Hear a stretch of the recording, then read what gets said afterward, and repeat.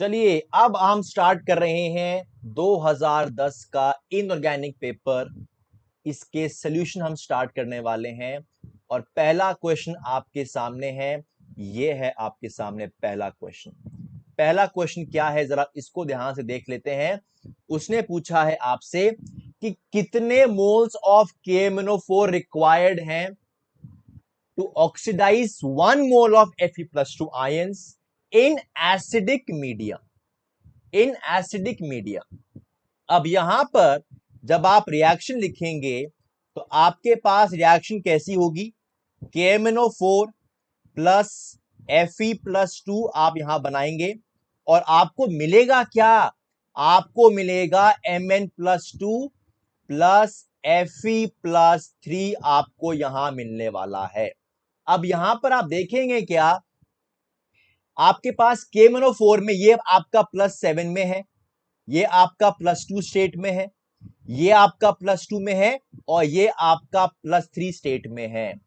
जब यहां से मैं यहां जा रहा हूं तो 5 इलेक्ट्रॉन यहां पर आप देख रहे हैं, 5 इलेक्ट्रॉन का एक्सचेंज है।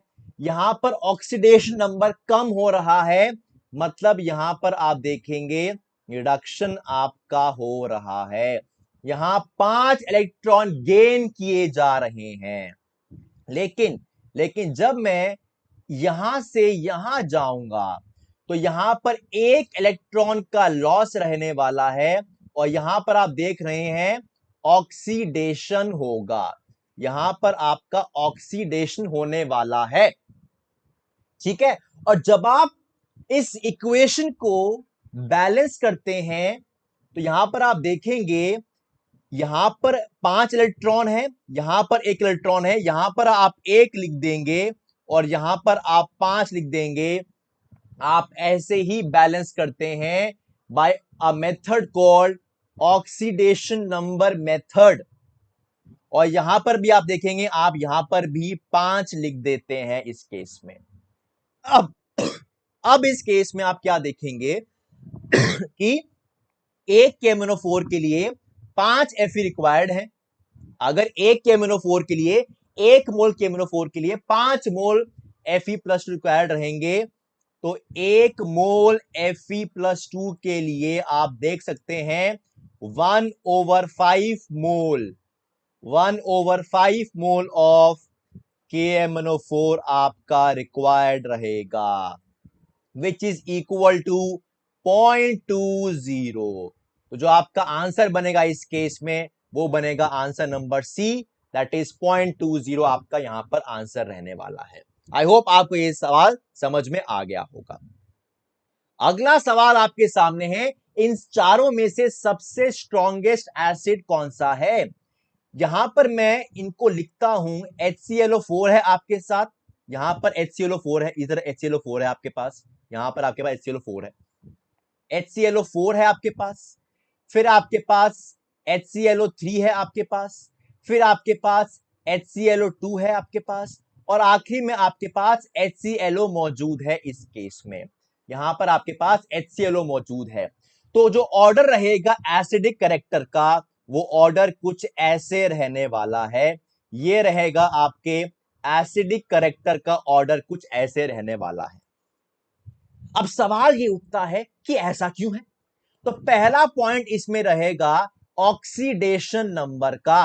Higher the oxidation number more is the acidic character.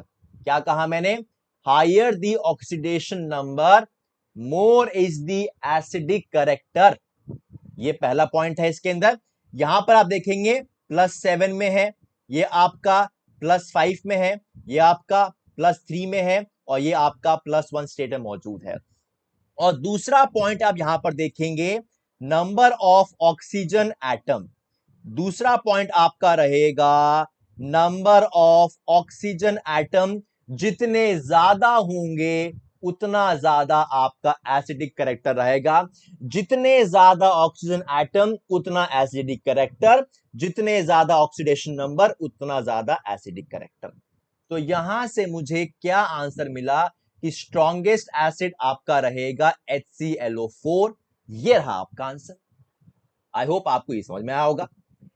Copper sulphate का कलर क्या होता है? जी हां, अरे बहुत सिंपल है, इसको समझते हैं। कॉपर सल्फेट अगर हम लेते हैं हाइड्रेटेड फॉर्म में, अगर मैं कॉपर सल्फेट को लेता हूं in the case of hydrated form, तो इसका कलर होता है ब्लू, इसका कलर होता है ब्लू। लेकिन लेकिन अगर मैं इसको जब हीट कर देता हूं, जब पानी यहां से निकाल दूंगा, जब पानी यहां से निकाल दूंगा, तो इसका कलर आपको व्हाइट दिखेगा, या आप कह सकते हैं इट इज कलरलेस, आपकी मर्जी है। ठीक है, अच्छी बात है। फिर इसके अलावा और सवाल इसके ऊपर कैसे पूछ सकता है? सवाल आपसे पूछ सकता है कि बताइए कि स्कैंडियम प्लस थ्री, बताइए कि scandium plus three, titanium plus four, या आपका जिंक प्लस टू, इनका रंग क्या होता है? ये सभी के सभी आपके कलरलेस होते हैं, इन सभी का रंग आपका कलरलेस रंग रहता है। क्यों रहता है? या तो ये आपके D0 स्टेट में है, या ये आपके D10 स्टेट में है, तो इसमें कोई भी there is no DD transition, पहला। अच्छा, और कोबाल्ट प्लस टू का अगर रंग देखता हूं, तो कोबाल्ट प्लस टू का रंग आपका पिंक होता है। अगर मैं निकल प्लस टू का रंग देखता हूं, तो इसका रंग आपका ग्रीन होता है। अगर मैं मैंगनीज प्लस टू की बात करूंगा, तो इसका रंग लाइट पिंक होता है, लाइट पिंक आपका इसका कलर होता है। और सबसे इंटरेस्टिंग जो मैं आपको बताने वाला हूं, ये सवाल मैं बता रहा हूं किसी भी साल एग्जाम में आ सकता है, इसी साल भी आ सकता है।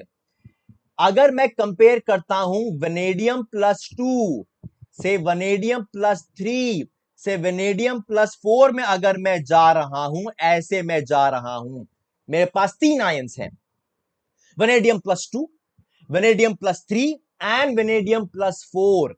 जब मैं इनके कलर की बात करता हूं, तो इसका होता है वायलेट, इसका होता है ग्रीन, इसका होता है ब्लू, VGB। इसको अब याद कैसे करेंगे? VGB, VGB के नाम से आप इसको याद करेंगे। तो यहां से मुझे आंसर मालूम पड़ा, कॉपर सल्फेट का कलर होता है ब्लू, होता है इसका कलर। चलिए इसी बात पे आगे बढ़ते हैं, इसी बात पे आगे बढ़ते हैं। एक और सवाल इंटरेस्टिंग आ गया। ये हम बात जानते हैं, जब आप साइज कंपेयर कर रहे हैं और आपको एलिमेंट सेम दिखाई दे रहा है, फर्क क्या है? आपको कैटायन दिख रहा है, आपको एनायन दिख रहा है, तो क्या करें? अरे कैसे करें, ये देखते हैं जरा इसके अंदर। ये बात हम जानते हैं कि पेरेंट एटम का साइज हमेशा बड़ा होता है उसके कैटायन से। पेरेंट एटम का साइज हमेशा बड़ा होता है उसके कैटायन से, और पेरेंट एटम का साइज छोटा होता है उसके एनायन से। पेरेंट एटम का साइज छोटा होता है उसके एनायन से। इस केस में आप क्या देखते हैं कि आपका Z इफेक्टिव कैटायन का बढ़ जाता है, इसलिए साइज कम। और यहां पर आप क्या देखते हैं कि यहां पर आपका Z इफेक्टिव कम हो जाता है एनायन का, इसलिए साइज बढ़ जाता है। तो जब मैं यहां पर साइज कंपेयर करने जाता हूं, तो सबसे बड़ा आपका I नेगेटिव का होगा, फिर आपका I का होने वाला है, और फिर आपके I प्लस का ऑर्डर रहने वाला है। ये कहानी रहेगी, और इसमें आंसर बनता है आपका D ऑप्शन, यहां पर आपका आंसर बनता है। चलिए आगे बढ़ते हैं अगले सवाल पे। ये सवाल भी इंटरेस्टिंग है, मजेदार है, सुनते जाओ कहानी, बस बस कहानी सुनते जाओ। क्या है? जब आप O2 प्लस की बात करते हैं, जब आप MOT ड्रॉ करते हैं O2 प्लस का, तो कैसे ड्रॉ करते हैं? जरा इसको हम यहां बना लेते हैं, चुपचाप से इसको हम यहां बना लेते हैं, और यहां पर आपका इसका केस कुछ ऐसा दिखाई देता है। ठीक है, और ये बात आप जानते हैं, ये आपका सिग्मा, ये आपके पाई हैं, ये आपके पाई स्टार हैं, और ये आपके सिग्मा स्टार हैं। ये बॉन्डिंग ऑर्बिटल है, और ये एंटी बॉन्डिंग ऑर्बिटल है। इधर भी ऑक्सीजन एटम है, इधर भी ऑक्सीजन एटम है। हम लोग सिर्फ पी की बात कर रहे हैं, 1s और 2s की बात नहीं चल रही है, उससे हमें कुछ काम नहीं करना। तो यहां पर जब आप इलेक्ट्रॉन को भरना शुरू करते हैं, जब आप यहां पर इलेक्ट्रॉन को भरना शुरू करते हैं, तो कहानी कैसी, जब मैं O2 बनाता हूं, चलिए पहले मैं O2 बना दूं आपके सामने। जब आप O2 बनाएंगे तो इधर भी 4 इलेक्ट्रॉन, इधर भी 4 इलेक्ट्रॉन, टोटल 8 इलेक्ट्रॉन है, 8 भरने हैं। अरे 8 भरने हैं तो भर दीजिए, 1 2 3 4 5 6 7 और 8। तो यहां पर जब मैं O2 का केस, अब मैं यहां पर आपको कुछ केस दिखाऊंगा। एक केस रहेगा O2 का, एक केस रहेगा O2 प्लस का, एक केस रहेगा O2 प्लस 2 का, एक केस रहेगा O2 माइनस का, एक केस रहेगा O2 माइनस 2 का। तो धीरे धीरे अब सुनते जाना, बस सुनते जाओ क्या बात चल रही है। जब मैं O2 प्लस की बात कर रहा हूं, जब मैं O2 की बात चल रही है, अभी पहले हम देखते हैं O2 के बारे में। तो जब हम कंपेयर करते हैं इनका बॉन्ड ऑर्डर, तो O2 कितना आएगा, 6 नीचे 2 ऊपर, 6 नीचे 2 ऊपर, 6 माइनस 2 ओवर 4 ओवर 2, O2 का 2 आएगा। अब आप O2 प्लस की बात कर रहे हैं, यहां से मतलब आप एक इलेक्ट्रॉन निकाल देंगे। तो अब कितना, 6 नीचे 1 ऊपर, 6 माइनस 1 5 ओवर 2, यहां पर अब 2.5 आएगा। अब आप एक और निकाल दीजिए, प्लस 2 है, आप एक और निकाल दीजिए। अब यहां पर 6 नीचे रह गए, यहां पर अब आपके पास 3 आएगा बॉन्ड ऑर्डर। O2 नेगेटिव में आप एक ऐड करते थे हैं, यहां पर एक 2 ऑलरेडी थे, अब आप एक और ऐड करेंगे, 6 नीचे 3 ऊपर, अब 1.5 हो जाएगा बॉन्ड ऑर्डर। और O2 माइनस 2 में एक और ऐड कर देंगे, तो अब यहां पर 1 हो जाएगा बॉन्ड ऑर्डर।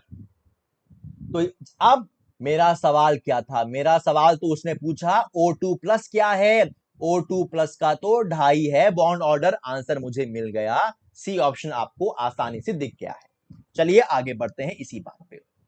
XeF4 की हाइब्रिडाइजेशन क्या है, कुछ नहीं करना है, अरे कुछ नहीं करना है, क्या करेंगे, 8 प्लस 4 ओवर 2, आपका आएगा 6।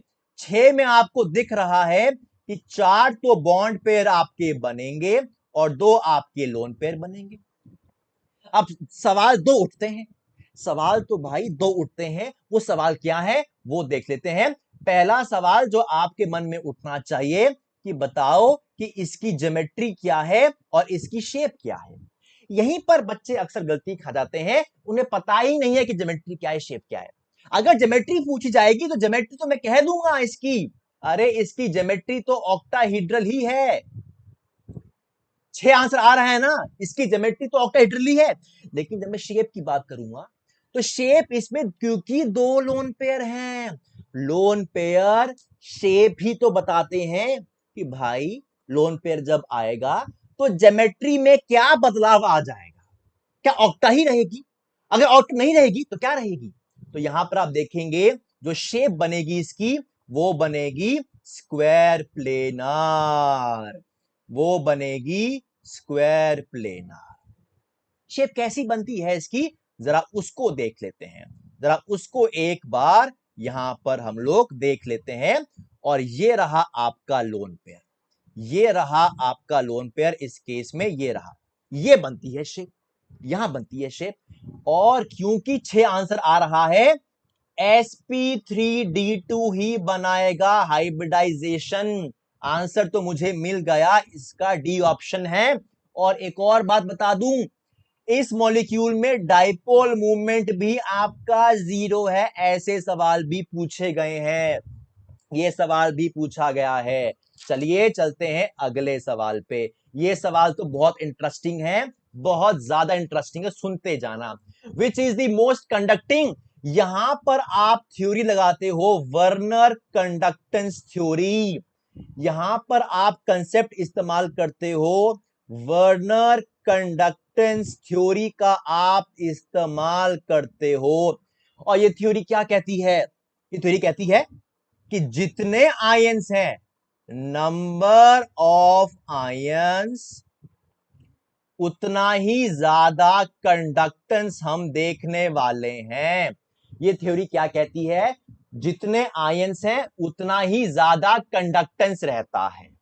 अब सवाल यही उठता है कि आप कैसे बताओगे कि किस आयन में कितने आयंस बन रहे हैं?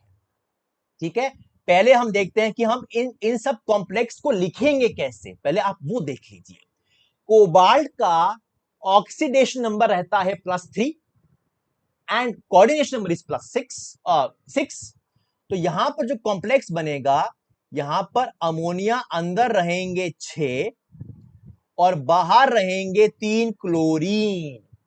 इस केस में आप देखेंगे अमोनिया यहां पर आपके रहेंगे 5, एक क्लोरीन अंदर क्योंकि मुझे कोऑर्डिनेशन नंबर डालना है, और 2 Cl2 बाहर। यहां पर आप देखेंगे 4 अमोनिया अंदर रहने वाले हैं, 2 क्लोरीन अंदर और 1 क्लोरीन बाहर। और यहां पर तो कुछ नहीं, चुपचाप से कोई कॉम्प्लेक्स चुपचाप से बन गया। ये रहा मेरा कॉम्प्लेक्स। ये 4 कॉम्प्लेक्स आपको दिखाई दे रहे हैं। अब जब आप इनको डिसॉल्व करोगे किसी सॉल्वेंट में, और जब ये डिसोसिएट करेंगे, तो डिसोसिएट कैसे करेंगे? जब मैं सपोज अगर मैं एक एग्जांपल लेता हूं, suppose if I take example, मेरे पास कंपाउंड है CONH3, 6 अंदर है और बाहर 3 क्लोरीन है। जब ये डिसोसिएट करेगा आपको क्या दिखाई देगा? आपको कुछ ऐसी कहानी दिखाई देगी। ऊपर आपको यहां पर दिखेगा +3 चार्ज, और 3 क्योंकि बाहर 3 क्लोरीन मौजूद हैं, तो यहां पर 3 क्लोरीन नेगेटिव आपको दिखाई दे रहे हैं। तो यहां पर आपने क्या देखा? एक कैटायन है और 3 एनायन है। आप टोटल 4 आयंस देख रहे हैं। ऐसे ब्रेक होगा। तो पहले केस में आपने देखा कि यहां पर आपको 4 आयंस दिखाई देंगे। आप दूसरे केस में देखेंगे, जब आप इसे ब्रेक करेंगे, जब आप इसको ब्रेक करेंगे, तो एक कैटायन और 2 एनायन, आपको यहां पर 3 आयन दिखाई देंगे। इस केस में एक कैटायन और एक एनायन, आपको यहां पर 2 आयन दिखाई देंगे। इस केस में ना कोई कैटायन है ना कोई एनायन है, चुपचाप आपका एक कॉम्प्लेक्स बना हुआ है, इसमें देयर इज नो आयन। जितने ज्यादा आयन उतनी ज्यादा कंडक्टेंस। तो आपको आंसर मिल गया। यहां पर जो आपका आंसर है वो है ए आंसर, जो आपको आसानी से मिल गया। ए आंसर है। Very good. चलते हैं अगले सवाल पे। एस्टाटीन कहां बिलोंग करता है? ओहो हो, कहां बिलोंग करता है एस्टाटीन? देख लेते हैं। ये बिलोंग करता है ग्रुप 17 में। ये बिलोंग करता है आपकी हैलोजन फैमिली में। Group 17 halogen family. इसमें और क्या क्या होता है? फ्लोरीन एटॉमिक नंबर 9, फिर क्लोरीन 17, फिर आपका ब्रोमीन, फिर आपका आयोडीन, और फिर आता है आपका एस्टाटीन। फिर आता है आपका एस्टाटीन। ये है एटॉमिक नंबर 9, ये है एटॉमिक नंबर 17, ये है एटॉमिक नंबर 35, और ये है एटॉमिक नंबर 53, और ये है एटॉमिक नंबर 85। और बात सुन ले, और बात कर लेते हैं इसके बारे में। फ्लोरीन का कोई फ्लोरीन गैस, जब मैं फ्लोरीन गैस की बात करता हूं, माने कि F2 गैस की बात चल रही है, उसका कोई कलर नहीं होता। Cl2 का कलर होता है पेल ग्रीनिश येलो। पेल ग्रीनिश येलो होता है क्लोरीन गैस का। Bromine gas, it is brownish red, उसके वेपर्स होते हैं ब्राउनिश रेड। और iodine, it is dark purple और वायलेट। ये भी सवाल पूछे गए हैं ऐसे एग्जाम्स में। ठीक है। और एस्टाटीन आपका रहता है रेडियो एक्टिव इन नेचर। ये आपका रहता है रेडियो एक्टिव इन नेचर। ये रहता है आपका रेडियो एक्टिव नेचर।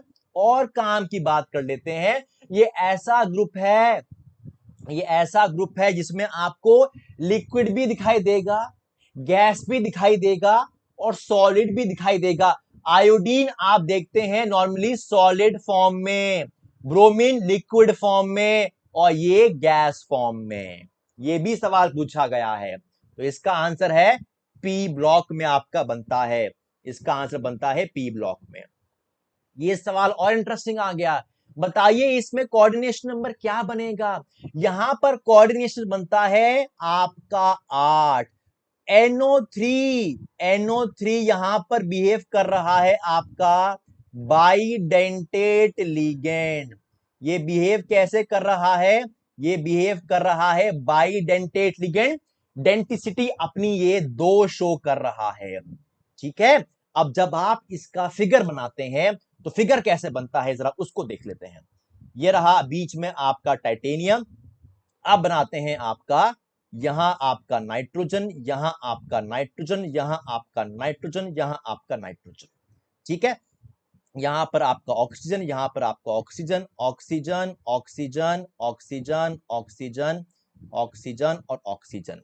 चलिए अब फटा, और यहां पर आपके पास एक ऑक्सीजन यहां पर है, एक यहां पर है, एक यहां पर है और एक यहां पर आपको दिखाई दे रहा है। चलिए अब हम इसमें ड्रॉ करते हैं। ठीक है, जब आप इसमें ड्रॉ करेंगे तो कहानी कुछ आपको ऐसी दिखाई देगी, कहानी कुछ आपको ऐसी दिखाई देने वाली है। ये देखिए, ऐसी कुछ कहानी आपको दिखाई देने वाली है। ये देखिए, कहानी कुछ आपको ऐसी दिखाई देने वाली है। ठीक है, यहां पर आप देख सकते हैं एक NO3 दो अपने ऑक्सीजन इस्तेमाल कर रहा है, तो 4 NO3 तो 8 हो गया कोऑर्डिनेशन नंबर। ये कहानी इसमें है। और टाइटेनियम यहां पर आप देखेंगे आपका +4 ऑक्सीडेशन नंबर में मौजूद है। टाइटेनियम आपका +4 ऑक्सीडेशन नंबर में मौजूद है। और एक और सवाल, हो एक और सवाल मिलता जुलता मैं करा देता हूं।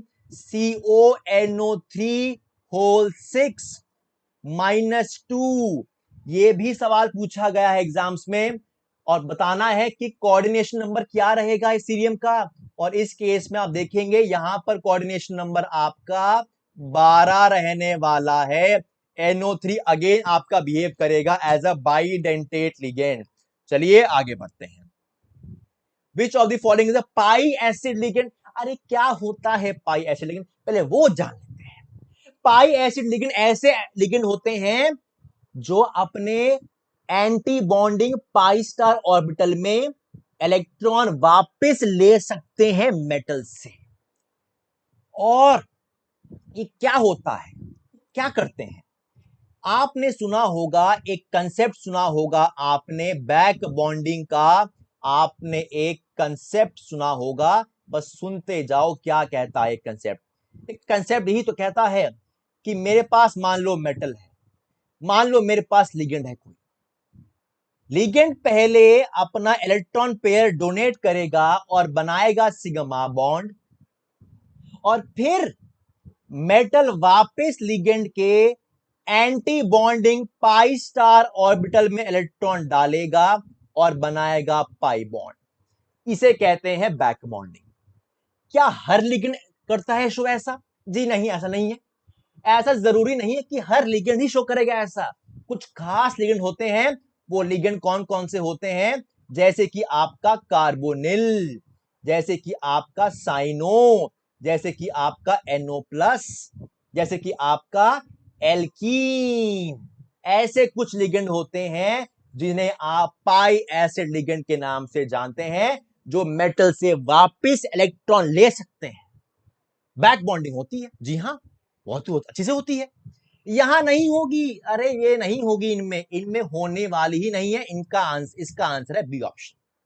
चलिए आगे बढ़ते हैं इसी बात पे।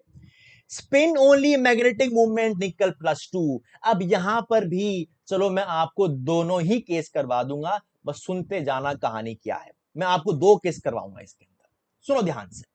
मान लीजिए आपके पास निकल +2 है, और यहां पर मैं आपको 2 केस करवाऊंगा। पहली चीज तो आपको क्लियर है कि निकल +2 तो होता है D8 कॉन्फ़िगरेशन होती है, ये बात आप अच्छे से जानते हैं। अरे निकल क्या होता है?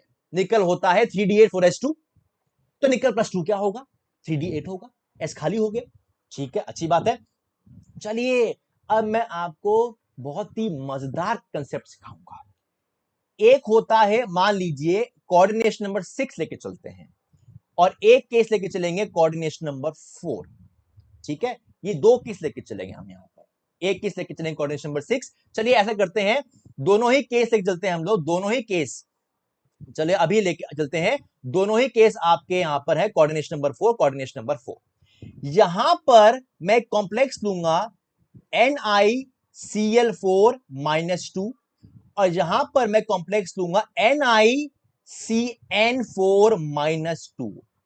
अब अगर आपने थोड़ी बहुत केमिस्ट्री जिंदगी में पढ़ी होगी तो मालूम चल जाएगा कि आपका क्लोरीन क्लोरीन होता है वीक फील्ड लिगेंड, और आपका साइनो होता है स्ट्रॉन्ग फील्ड लिगेंड।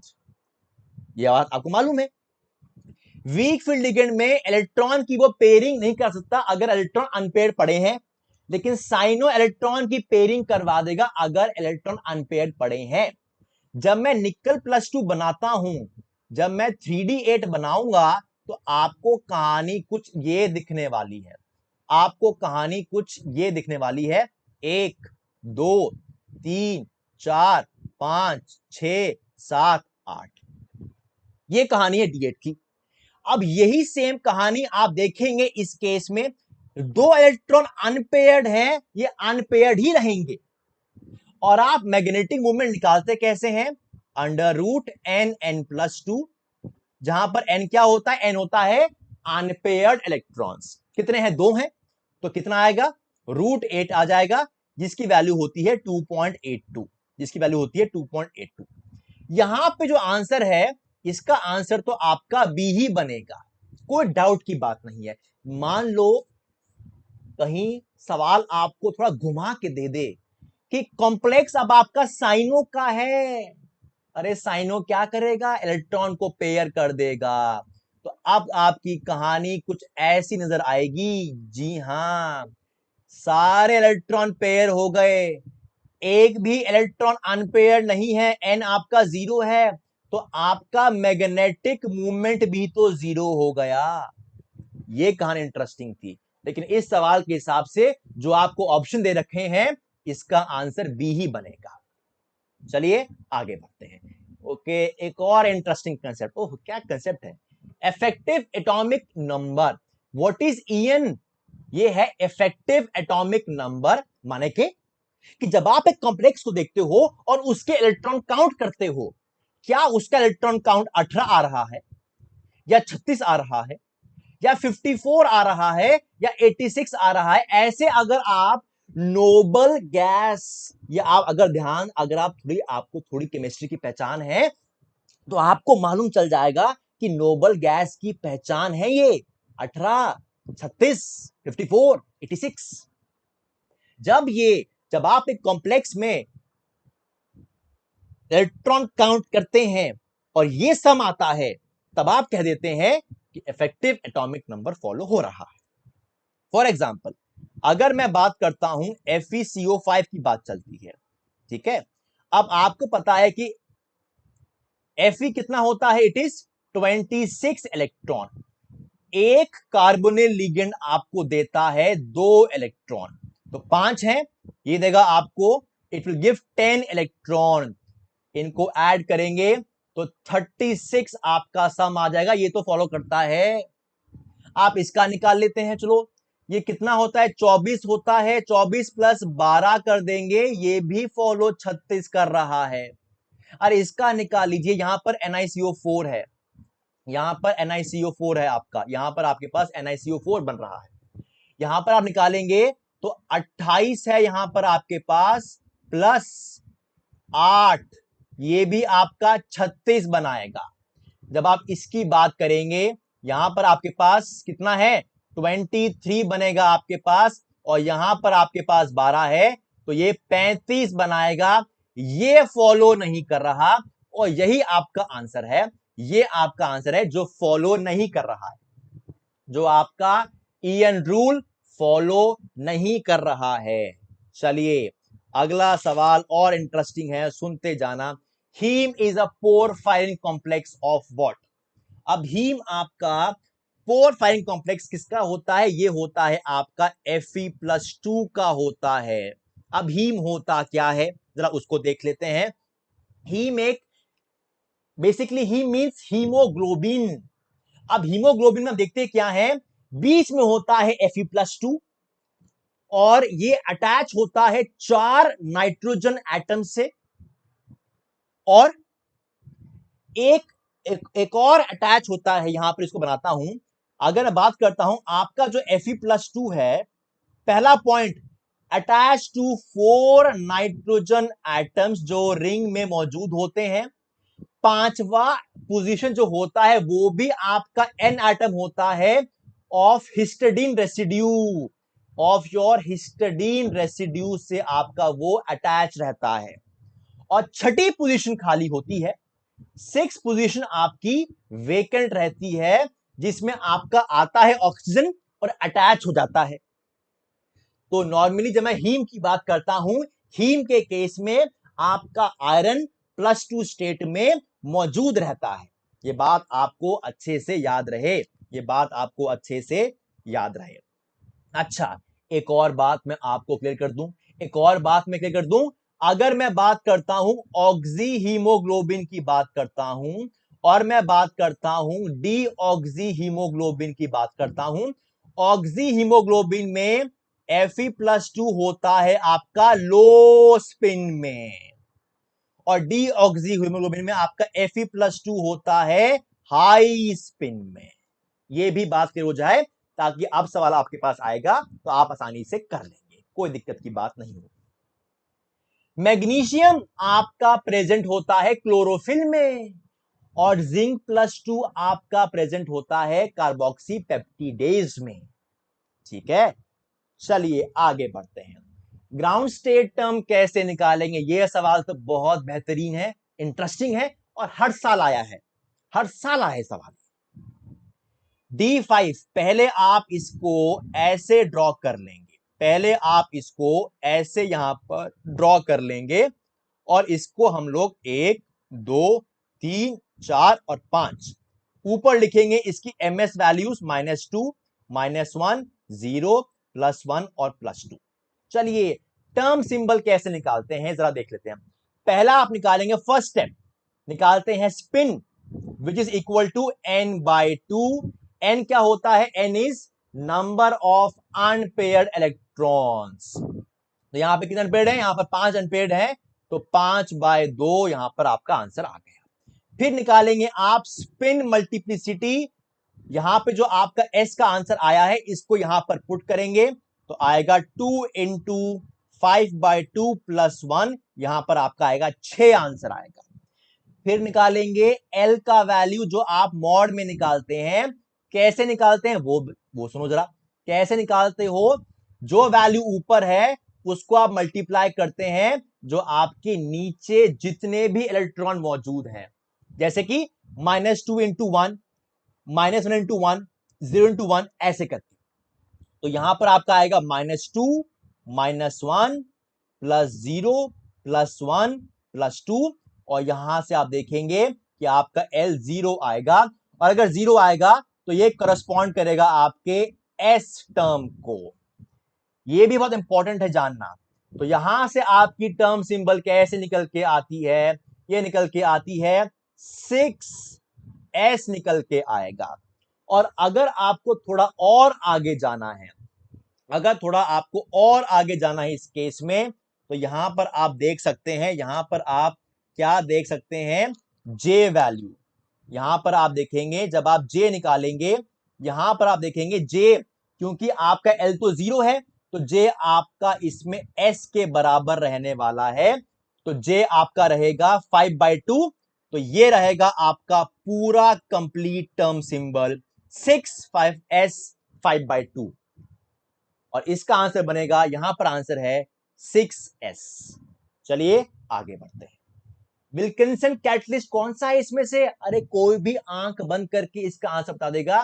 ये रहा तुम्हारा विल्किंसन कैटलिस्ट।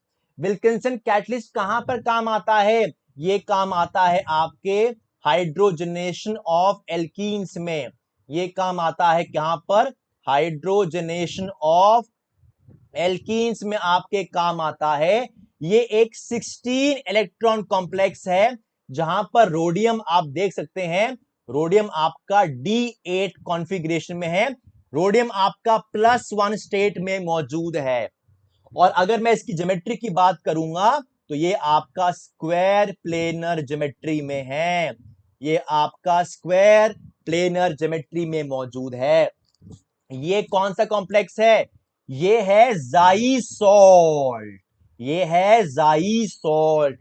ये कौन सा है? ये है वसाका कॉम्प्लेक्स, ये है वसाका कॉम्प्लेक्स, और इसे कहते हैं फेरोसीन, इसे कहते हैं फेरोसीन। चलिए आगे बढ़ते हैं। हाईएस्ट सीओ स्ट्रेचिंग फ्रीक्वेंसी किस केस में होगी?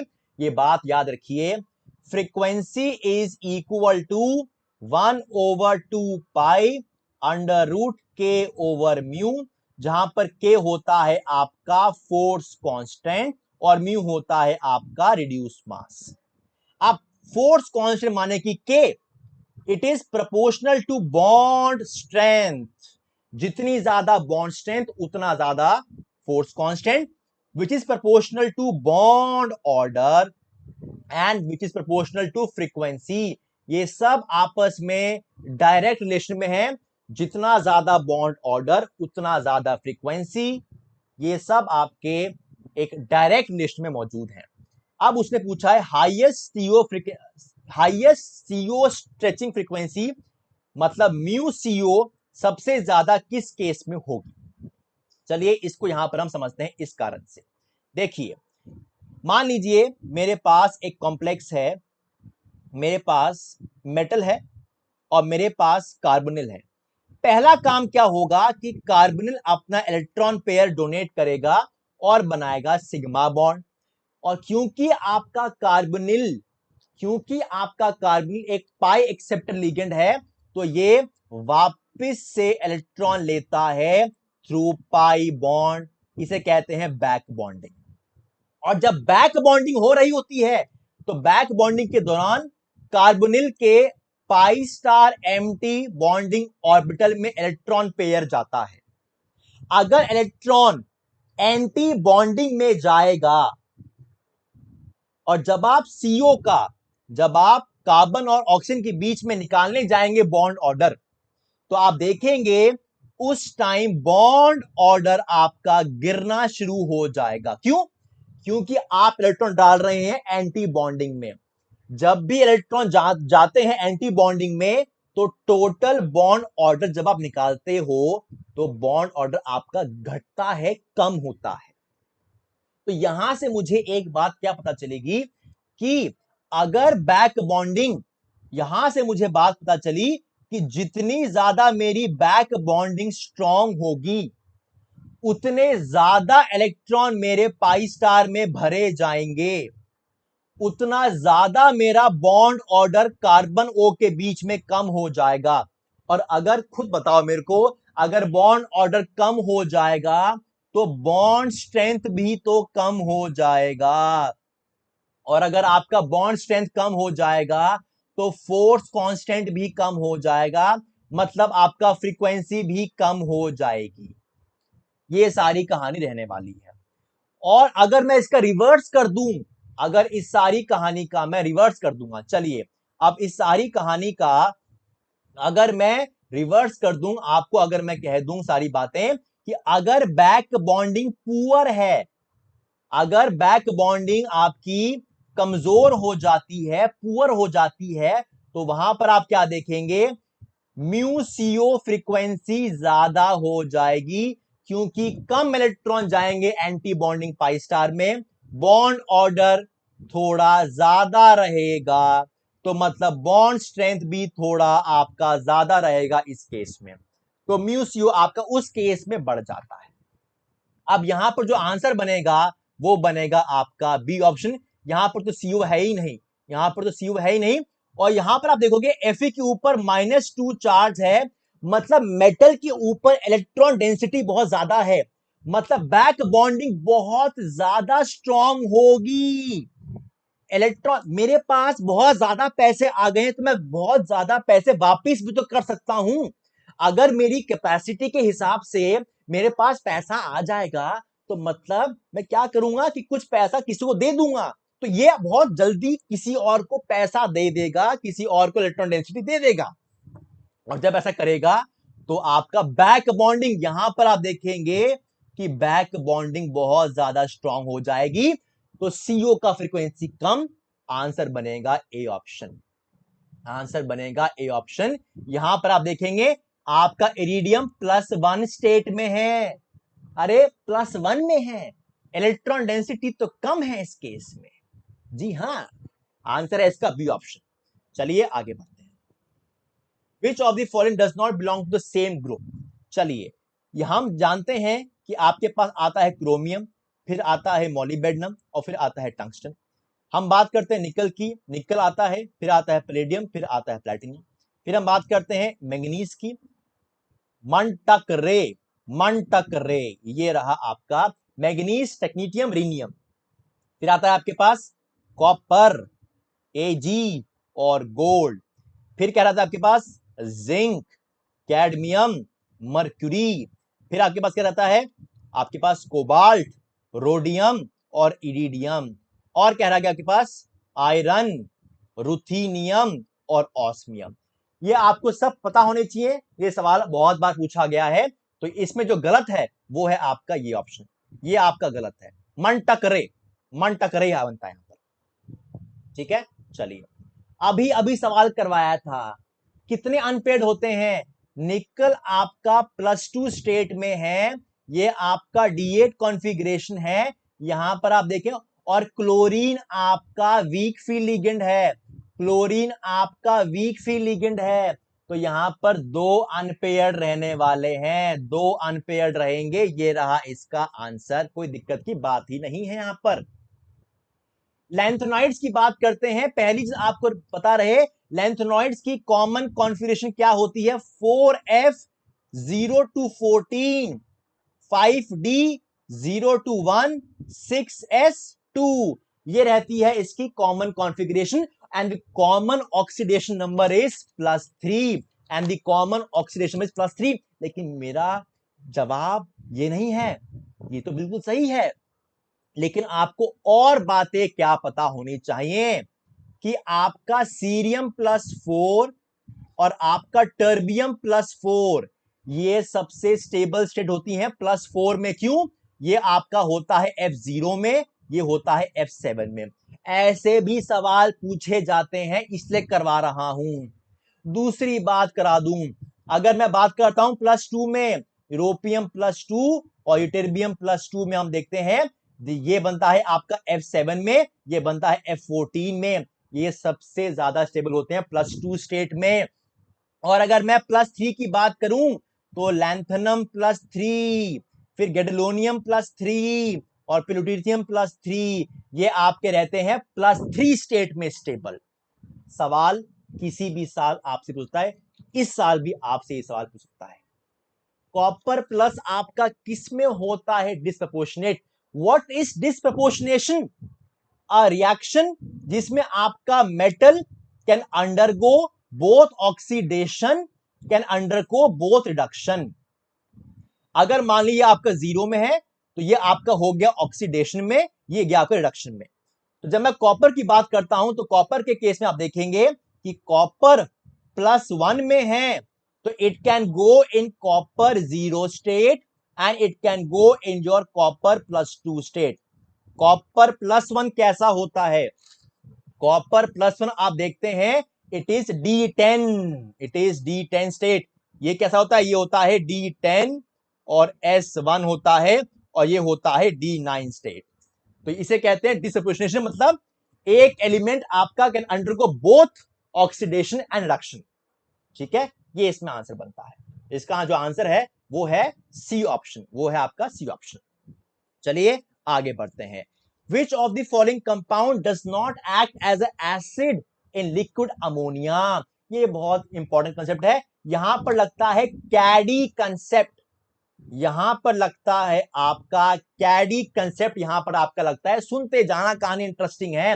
कैडी कंसेप्ट क्या कहता है कि मेरे पास जो अमोनिया है, जब आप इसको डिसोसिएट करते हैं आपको मिलता है क्या, आपको मिलता है कैटायन और एनायन, एक मिलता है आपको कैटायन, एक मिलता है आपको एनायन। अब जब आपके पास कोई भी सब्सटेंस होगा, इस सब्सटेंस को पहचानने के लिए कि ये एसिड है कि लिक्विड है, जब आप इस सब्सटेंस को तोड़ेंगे, अगर ये कैटायन दे रहा है और ये आपको एनायन दे रहा है, चलिए मानते हैं जो ये कैटायन देगा, अगर ये कैटायन इससे मैच कर जाएगा, अगर जो ये कैटायन दे रहा है इससे मैच कर जाएगा, इसके एक मिनट को, अगर एक कैटायन जो दे रहा है इससे मैच करेगा तो ये एसिड कहलाएगा, अगर एनायन मैच करेगा तो बेस कहलाएगा। अब यहां पर आप देख लीजिए, ये आपको क्या देगा, ये आपको देगा अमोनियम कैटायन, तो ये एसिड है। ये भी आपको क्या देगा, अमोनियम कैटायन, ये भी एसिड है। ये आपको क्या देगा, NH2 नेगेटिव, ये तो बेस है। और ये भी आपको अमोनियम कैटायन देगा। आपके ए बी सी, ये भी एसिड, ये भी एसिड, ये भी एसिड, ये बेस है, तो आंसर आपका डी ही बनेगा, which does not act as a acid, ये बेस कहलाया जाएगा। क्यों, ये दे रहा है NH2 नेगेटिव, जो इसका बेसिक कैरेक्टरिस्टिक पार्ट है। चलिए आगे बढ़ते हैं। लार्जेस्ट क्रिस्टल फील्ड स्प्लिटिंग आप इसमें कैसे बताएंगे, सबसे ज्यादा रहता है आपका, ये है ऑर्डर CN नेगेटिव, फिर आता है NO प्लस, फिर आता है आपके पास अमोनिया आता है, और आखिरी में आता है C2O4-2। ये ऑर्डर है। जितना ज्यादा लिगेंड आपका स्ट्रांग होगा, उतना ज्यादा आप देखेंगे स्प्लिटिंग ज्यादा होती है, splitting between your T2G and EG in the case of octahedral. यहां पर जो आंसर बनेगा वो बनेगा आपका डी ऑप्शन, वो बनेगा आपका डी ऑप्शन। चलिए जल्दी से आगे बढ़ते हैं अगले सवाल पे। विच इज मोस्ट स्टेबल, यहां पर आप देखने वाले हैं इनर्ट पेयर इफेक्ट, यहां पर आप लगाने वाले हैं इनर्ट पेयर इफेक्ट, आप यहां पर लगाने वाले हैं। ये क्या कहता है, इनर्ट पेयर इफेक्ट के अकॉर्डिंग इसका एक रिजल्ट निकल के आता है कि as we go down the group, आपके +1 oxidation number is more stable. चलिए पहले बात करता हूं +1 में, फिर बात करूंगा +3 में। जब आपकी +1 की बात चलेगी तो यहां पर आप देखेंगे बोरॉन +1, फिर आपका आएगा एल्यूमिनियम +1, फिर आपका आएगा गैलियम +1, फिर आपका यहां पर आएगा इंडियम +1, और आखिरी में आएगा आपका thallium +1। As we go down the group, +1 की स्टेबिलिटी बढ़ती जाती है because of inert pair effect, तो इसका तो आंसर मुझे डी मिल गया। अगर वो +3 का पूछ लेता तो +3 का ऑर्डर क्या है, B+3, फिर आपका आएगा एल्यूमिनियम +3, फिर आपका आएगा गैलियम +3, फिर आपका आएगा इंडियम +3, और फिर आपका आएगा थेलियम +3। ये कहानी है इस केस में। चलते हैं, आखिरी सवाल है आपका, ये देखते हैं आखिरी सवाल आपका यहां पर क्या बनता है।